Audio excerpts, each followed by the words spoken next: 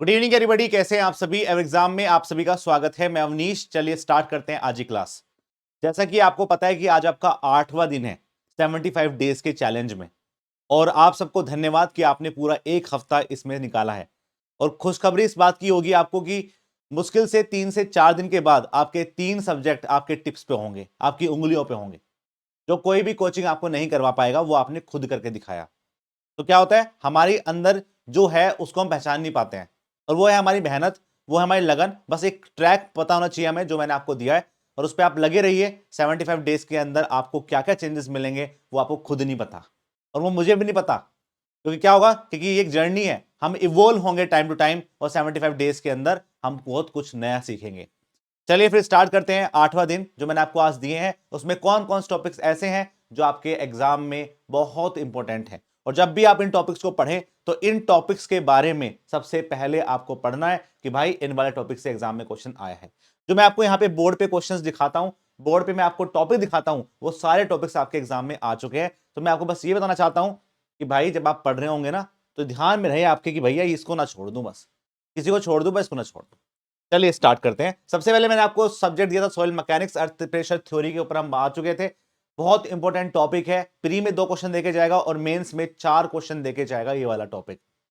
Topics कौन कौन से हैं? रैनकाइन थ्योरी है, कोलाम्स थ्योरी है, उनके अजम्पशंस, क्या क्या क्राइटेरिया उसके अंदर होता है, कोहेजनलेस सोइल के लिए कैसे निकालते हैं, कोले सोइल के लिए कैसे निकालते हैं, कैसे कैलकुलेशंस करते हैं, प्रेशर कैसे निकालते हैं, फोर्स कैसे निकालते हैं, इसको हम थ्रस्ट बोलते हैं। ये सारी चीजें आपको पता होनी चाहिए। नेक्स्ट हम बात कर लेते हैं कि यदि आपके पास earth pressure theory layered soil में कैसे होगा, कैसे हम इसके अंदर स्ट्रैटिफिकेशन करते हैं।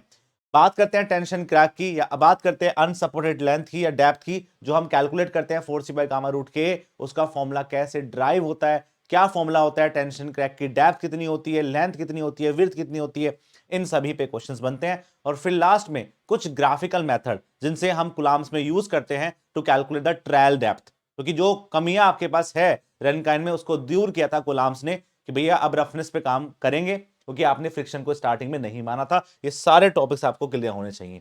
बात करते हैं सर्विंग, ट्रायंगुलेशन एंड टैकोमेट्री पे काम किया है।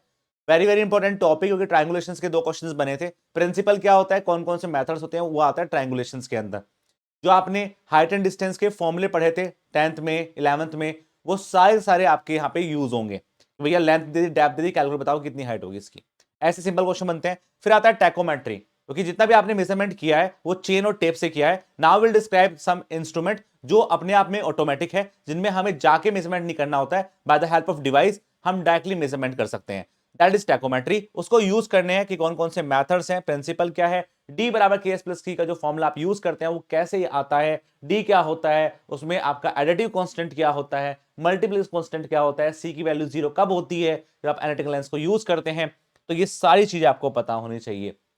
फिर हम डेप्थ की कैलकुलेशन करते हैं, फिर हम आपकी लेंथ की कैलकुलेशन करते हैं by the help of staff की। स्टाफ आपका इन्वर्टेड खड़ा है, स्टाफ आपका नॉर्मल खड़ा है, स्टाफ आपका to the perpendicular directions of the line of sight. इसके सारी सारी जो कंडीशंस हैं उन पे आपके एग्जाम में क्वेश्चंस बनते हैं।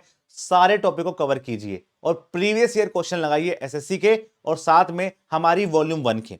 मैक्सिमम जो डिमांड ये है कि सर वॉल्यूम 1 की जो आपकी बुक है वो नहीं है, पीडीएफ फॉर्म में दे दीजिए। तो आपके ऐप पर ई बुक की फॉर्म में जल्दी आपको दोनों बुक मिलने वाली हैं, तो तसल्ली रखिए थोड़ा सा। जिन बच्चों के पास है वो पढ़ लीजिए वॉल्यूम 1 से, नहीं है तो मुश्किल से 1 से 1.5 हफ्ते के बाद आपको मिल जाएगी आपके ऐप के अंदर। तो वहां से आप अच्छे से इसकी प्रिपरेशन कर सकते हैं, प्रैक्टिस कर सकते हैं। और उसका वो भी खत्म हो गया कि सर हमारे पास बुक का पूरा भंडार है, ये आपके ऐप के अंदर रहेगी, ये आपके फोन के अंदर रहेंगी, चलते फिरते आप पॉकेट नोट्स की तरह इसको कभी भी यूज कर सकते हैं, पढ़ सकते हैं। नेक्स्ट हम बात कर लेते हैं बीएमसी के बारे में। BMC very very important topic. Stone काफी इंपॉर्टेंट है। प्री में 2 क्वेश्चन, मेंस में 3 क्वेश्चन इससे आए हैं। स्टोन में क्लासिफिकेशन कैसे करते हैं, केमिकल क्लासिफिकेशन कैसा है, कहां से बना रॉक, ये सब कंडीशंस आपके एग्जाम में आती है। फिजिकल वेदरिंग क्या होती है, केमिकल वेदरिंग क्या होती है, फिर इनके एग्जाम्पल्स कौन से होते हैं, बसाल्ट कौन सा होता है, लाइमस्टोन क्या होता है, ये सारे क्वेश्चंस आपके एग्जाम में यहां से बनते हैं। फिर क्वेरिंग करते हैं, इसमें हम जो ब्लास्ट मटेरियल यूज करते हैं वो कौन सा होता है, ड्रेसिंग कैसे होती है, मैन्युफैक्चरिंग कैसे होती है, स्पेसिफिक ग्रेविटी को कैसे कैलकुलेट करते हैं, कौन कौन से टेस्ट है जो स्टोन के अंदर करते हैं। एग्जाम में एक क्वेश्चन यहां से बनेगा, जैसे एसिड टेस्ट, वेदरिंग कंडीशन का test, impact test, toughness test, broad test, soundness test, hardness test, attrition test. ये सारे टेस्ट आपके स्टोन के अंदर आते हैं। इनकी सारी की सारी जो मेरे पास थ्योरी है वो आपको रिवाइज होनी चाहिए। अब मैं आपको जो टॉपिक देता हूं, इनमें सबसे बड़ी दिक्कत आपके साथ ये आएगी कि जैसे अभी आप कवर कर रहे हैं 3 सब्जेक्ट, तो रिवीजन की दिक्कत आएगी। तो रिवीजन के लिए आपका टेस्ट होता है, टेस्ट आपको 2 दिन पहले पता चल जाएगा कि क्या कब टेस्ट है आपका, तो उससे आप जो भी पढ़ रहे हैं उसको रिवाइज करेंगे। और हम कुछ ऐसा भी करेंगे कि जो पुराने टॉपिक्स हैं उनको रिवीजन टॉपिक की फॉर्म में आपके अगले टेस्ट में भी थोड़ा थोड़ा इंक्लूड करते चलें, जिससे कि आप पुरानी चीजें ना भूलें। और सबसे इंपॉर्टेंट बात कि बहुत सारे लोगों को शॉर्ट नोट्स में दिक्कत है कि सर हम पढ़ तो रहे हैं लेकिन how to be grab this short notes. तो मैं आपको बहुत सारे शॉर्ट नोट्स प्रोवाइड करूंगा ड्राइव की फॉर्म में, उनको आपको पढ़ना है, उससे आप उसको रिवाइज कर सकते हैं, प्रैक्टिस कर सकते हैं। क्योंकि देखो मेन चीज यही है पढ़ाई का कि आपकी 15 सब्जेक्ट हैं, उन 15 सब्जेक्ट को आप 1 घंटे के अंदर नहीं पढ़ पाएंगे पेपर से पहले, लेकिन यदि आपके जो शॉर्ट नोट्स है उनको आप रिवाइज कर सकते हैं फटाफट की कौन कौन से थे। तो मेनली यही है कि जो बड़ी चीज है उसको कंसाइज करके छोटी चीजों में कन्वर्ट करना है, जिससे आप उसको एंड टाइम में याद कर सके, आपके दिमाग में वो चीजें घूम सके। इसलिए हम आपके फॉर्मूले शॉर्ट नोट्स को बनाते हैं, उसको आप ध्यान रखिए। बात करते हैं बुक का कौन कौन सा रिवीजन करना है। तो जो बुक है, एक तो आप एसएससी जे का पीवाईक्यू लगाइए, क्योंकि पीवाईक्यू आपको बताएगा कि एग्जाम का लेवल क्या चल रहा है। और मैं तो आपसे बोल रहा हूं कि 2018 से लेके 2023 के पेपर लगाइए। दूसरा, एवर एग्जाम का जो वॉल्यूम 1 है उस पर काम करिए, जिससे उसमें बहुत अच्छे अच्छे क्वेश्चन है जो आपके कॉन्सेप्ट को बनाएंगे। ठीक है, इन दोनों को पहले आप कवर करिए, उसके बाद आपकी जो बुक बची हुई है, जैसे आपका यूथ का बुक हो गया या फिर आपके ईएससी का प्रीवियस ईयर क्वेश्चन हो गया, उसके लिए भी हम कुछ ना कुछ चैलेंज बना देंगे। लेकिन पहले इसको साथ साथ कवर करते चलिए, जिससे कि आपकी थ्योरी भी हो गई, आपके क्वेश्चंस भी हो। ठीक है भाइयों, अब आपको कोई डाउट आ रहे होंगे इसमें या किसी टॉपिक में आपको दिक्कत आ रही है, तो आप कमेंट सेक्शन अंदर लिख सकते हैं कि सर हम इसमें क्या क्या कर रहे हैं, और ये बताएंगे आप कि आपने पूरे दिन में कितने टॉपिक को कवर किया। ठीक है, उससे आपके अंदर क्या आएगा, मोटिवेशन रहेगा, और आप देखेंगे कि जो और बच्चे हैं वो कितना कवर कर पा रहे नहीं कर पा रहे। तो सब बच्चों को कमेंट करना है, उससे आपके अंदर मोटिवेशन रहेगा कि भाई मैं कितना कंप्लीट कर पा रहा हूं, 70% हो रहा है, 60% हो रहा है, कौन सा टॉपिक छूट रहा है, किसमें आपको दिक्कतें हैं। तो वो पूरा एक ओवरव्यू हमको मिल जाएगा, जिसके हमें एनालिसिस करने में आसानी होगी।